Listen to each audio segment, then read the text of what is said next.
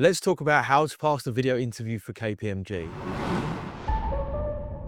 What's up guys, it's Mike from Job Real English here to help you get hired. Today we're going to be talking about a member of the Big Four professional services firm KPMG and how you can pass their video interview. Now guys, if you don't already know us, we do pass the interview videos every week for some of the world's biggest and best companies. So make sure that you subscribe, like the video and drop me a comment down below because I'd love to know, how did you find us, what role are you applying for, and where would you like to work at KPMG around the world. In this video, I'm going to talk about 5 fast facts about KPMG, which you can use in your own answer for why you want to work for KPMG. The most common questions that we came across from our research from publicly available sources. I'm also going to be talking about a special case today, which is a case study which you can download for free, including the presentation answer, if you click the link down in the description below for the KPMG Pass the Interview Pack. It's completely free. So let's get started and talk about 5 fast facts for KPMG. Last year, KPMG had a revenue of £2.99 billion, which was just a 1% increase from the previous year. However, there was an 11% increase in profitability. In the UK, female representation firm-wide is now 50%.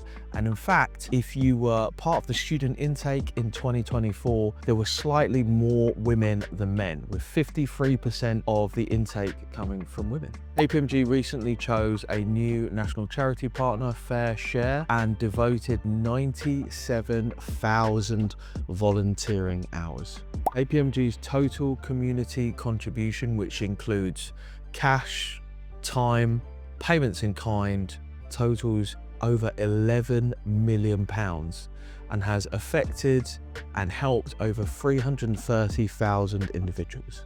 And in total, KPMG supports 841 organizations. So what can you expect from the KPMG video interview format? Well, there was a slight discrepancy. Some people talked about a 2-stage interview process, which was transforming small businesses, which was a mixture of case studies, SJT, questions, numerical questions, logical questions, and then a one-way video interview. And some people just spoke about having a one-way video interview. So to make this a little bit easier, we're just going to be concentrating on the interview, but in my special cases section where I deal with what I call edge cases, or things where I think that they're relevant enough and have come up enough that you should be aware of them and know how to answer them, I'm going to specifically be talking about case studies and walking you through a case study which I wrote myself with the trusty help of AI, which is going to make it really easy for you to understand how to tackle these case studies. As ever, if you want more information, more resources, and everything that you need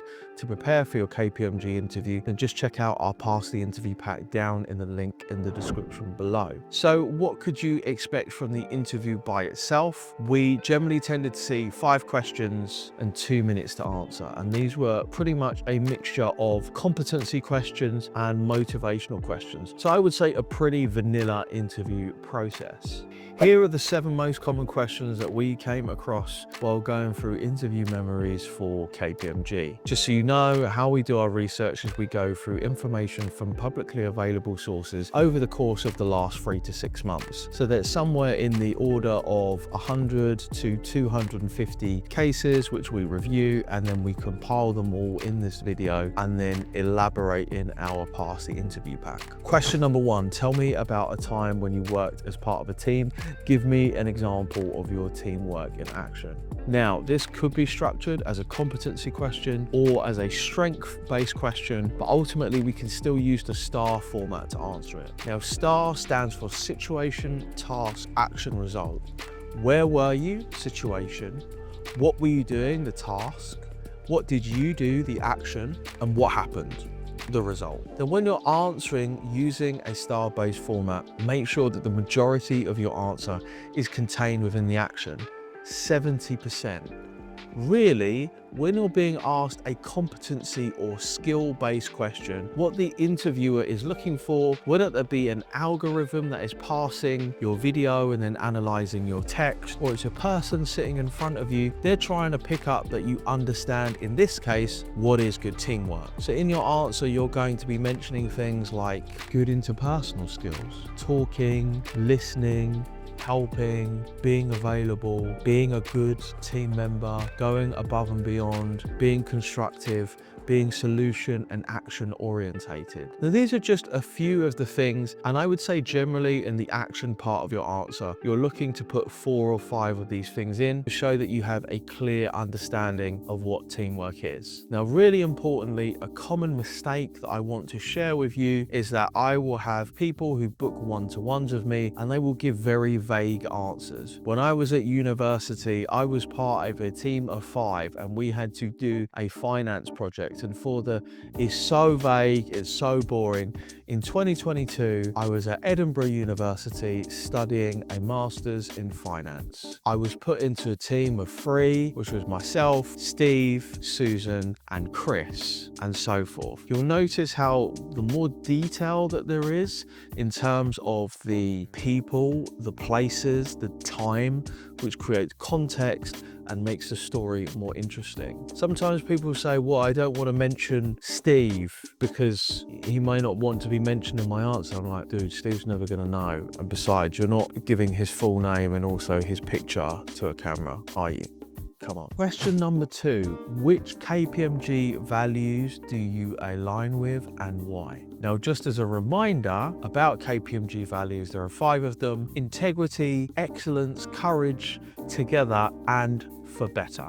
Now, my advice to you is to pick 1 or 2 of these values. A really common mistake that I see with these types of questions is that people will try to cram in an answer where they talk about how they're most closely aligned with every single value. Now, if you think that you've got 2 minutes to deliver your answer and there are 5 values, that's not a lot of time for you to talk about each of them. It's about 24 seconds. Make your life easier and pick an example from your life where you feel that you can demonstrate 2 of these core values. Question number 3, why do you want to work for KPMG? I started this video giving 5 fast facts about KPMG.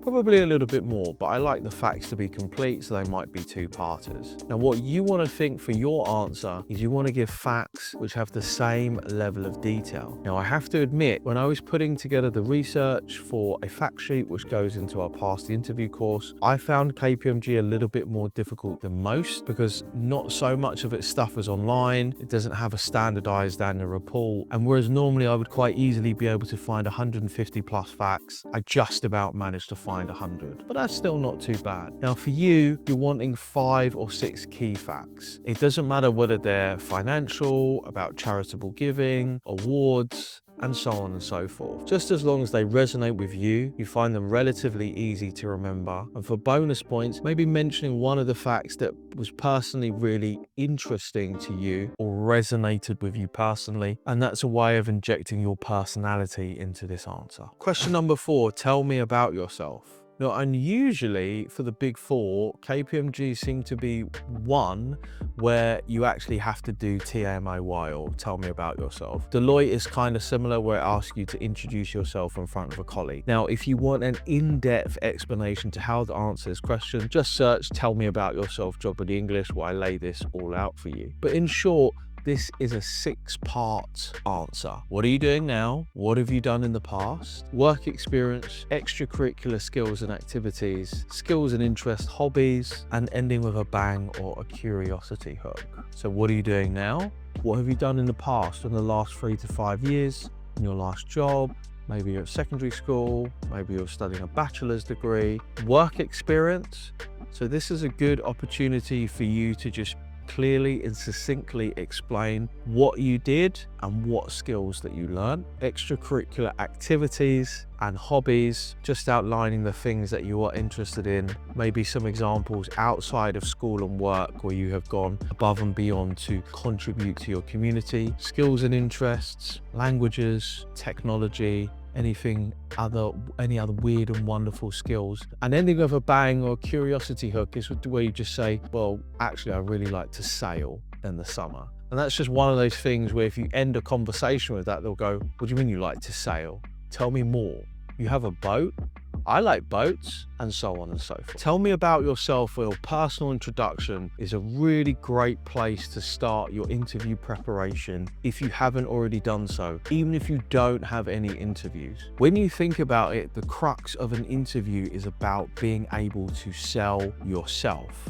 And a good personal introduction will set you off in the right direction. Question number 5, why do you want to do this job? Now, when you're answering this question, it's good to have a job description to hand for the job that you are applying for. If not, look online from another company or use my favorite website, which is prospects.ac.uk. The reason being is that the first half of this answer is essentially you explaining what you would do in the job. What this does is that it satisfies a higher view algorithm or a person who's talking to you that you actually understand the job that you're applying for. Because shock horror, people apply for jobs that they're not qualified to do, and actually they've got no idea why they did it because they're just click, click, click, apply. The second half of this answer is picking out 2 or 3 really good examples that are short sentences that demonstrate the skills which you believe are important to do the job. So it could be good numeracy skills, that you've got great interpersonal skills because you've helped to lead your hockey team for the last 2 years and have had to put the team together over 70 different matches,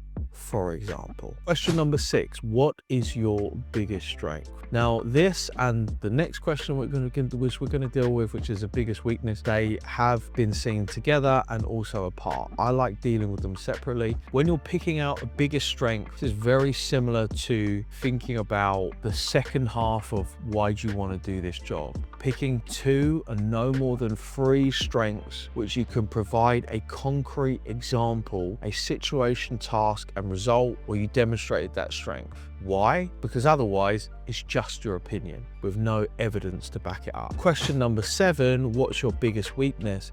Now, this is a really common question that people struggle with. They struggle to think about what's the right weakness, what's a believable weakness, what's a weakness that's actually secretly a strength. My best advice to you, as long as it's not random drunkenness or punching people in the face, just give an element of truth, particularly if you're a graduate. We all have things that we're just not that good at. For example, as an entrepreneur, I can be not that detail orientated in certain things. I can be quite disorganized. It is a weakness of mine. That may not be the case for my work, but sometimes it's the case for the things that fall in beneath the cracks in between. It's much more easy for me to talk about it because it's the truth, and it's not a weakness that is so detrimental that somebody would say, well, we absolutely shouldn't let him in the house because he's probably going to steal everything. So when you're thinking about your weakness, think about it like a lesson that you have learned and how you have become more organized. So for example, in terms of my disorganization, because I have a media business, which Job Read English is part of, and also a food business, I try to be really organized in terms of what I'm gonna do in setting out my time,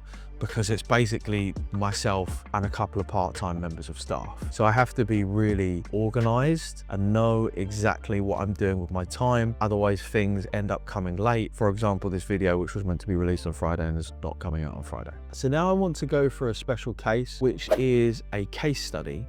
Now, case studies in terms of professional services, the interview processes are proving to be increasingly popular. They are not to be mistaken with management consulting case studies. They're not as long, they're not as in-depth, they certainly don't require any type of technical knowledge in terms of carrying out particular types of analyses or looking at data or these sorts of calculations. They're relatively vanilla, they're pretty short, and they're quite time constrained, where you have a brief amount of time to read and also a certain amount of time to prepare. So if you click the link down in the description below, which is for the KPMG Pass the Interview Pack, you'll notice that there is a case study section, and there will be a case study which is called Star Beans. Wonder who that's named after. And you can download this for free and the answer. If you want to take the time to do it yourself, please feel free. Put this video on pause, and then when you come back, I'm going to be screen sharing with you and going through the exercise and also the answer. Okay, so this is Star Beans. It's 5 pages. It's pretty short because it's really spaced out. So when you get a presentation, there's just a few things I want to point out. Number one, how much time do you have, right? because you don't want to spend all your time reading and then present. You need to be reading for a few minutes and then already, creating some notes, putting them on a piece of paper in front of you, and making sure that you understand the question. Always skim read through the material. These methodologies are something I go through in great depth in this part of the course. But so we know they've got possible solutions. Anywhere you see numbers is important, particularly for a professional services firm where you want to be hot on it. The other thing to know is just because you have the case study doesn't mean it's all necessarily going to be relevant, right? But in here, this is pretty easy. It's pretty vanilla.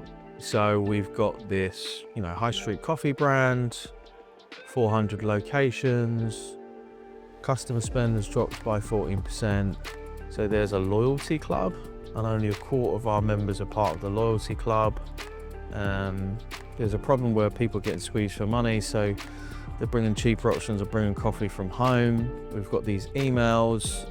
So something from finance where they're basically saying, look, we need more money.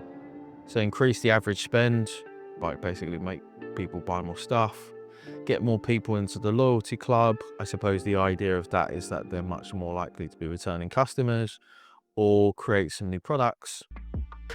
Also find our budget. So this is our budget to turn stuff around. We want to drive up basket size, increase orders, increase loyalty program signups, and also get ROI within 3 to 6 months. So we start to kind of know that anything that's not doing this isn't any good. We've got some industry news. Loyalty members spent 25% more. Brands, so where people are looking at stuff in app and they're much more likely to spend. And also we could do the old coffee plus snack bundles. And then we're into the possible solutions. The costing, the timelines potentially. So in the presentation, really importantly, a lot of people forget to say, hi, my name's Mike, this is what I'm going to be talking about today, an overview roughly of the problem and also the context, laying out the pros and cons for each option. A really common mistake that I see when people are doing case studies is they just choose one thing and they're like, I choose this thing. And it's like, oh, okay, but why didn't you choose the other things? Oh, they're not good. It's like, right, but I mean, I paid you money as a fictitious consultant to review the options. I still want to know what the other options are, right? Going through, you'll notice through all of this is really short. I like bullet points. I like short sentences. Bearing in mind, you're doing this as a presentation, so you're going to have to be reading off the screen. So you don't want to, be reading big chunks of text. These are just small practical things that I get people to think about when they can get lost in it. And find your conclusion, what you choose. Doesn't matter if you didn't choose the right thing, the same thing as me. There's not really right or wrong answers in most cases, unless there's like a glaringly bad thing. It's just, have you met, are you, boosting those return visits, asking people for questions and saying about why people or why you wouldn't choose other products. All right, guys, I hope that you enjoyed this video as much as I did making it. I hope that you enjoy the case study. I want to, be putting out more free material. I find that AI is phenomenal in terms of creating material at a much faster pace than I used to be able to. And I think this is really helpful for your learning, for your growth. Let me know if you'd like more of that, and let me know what video you'd like me to do next. If you haven't already, please like the video, subscribe to the channel, drop me a comment down below. It helps us be found by more people, which means more people can get hired. Bye.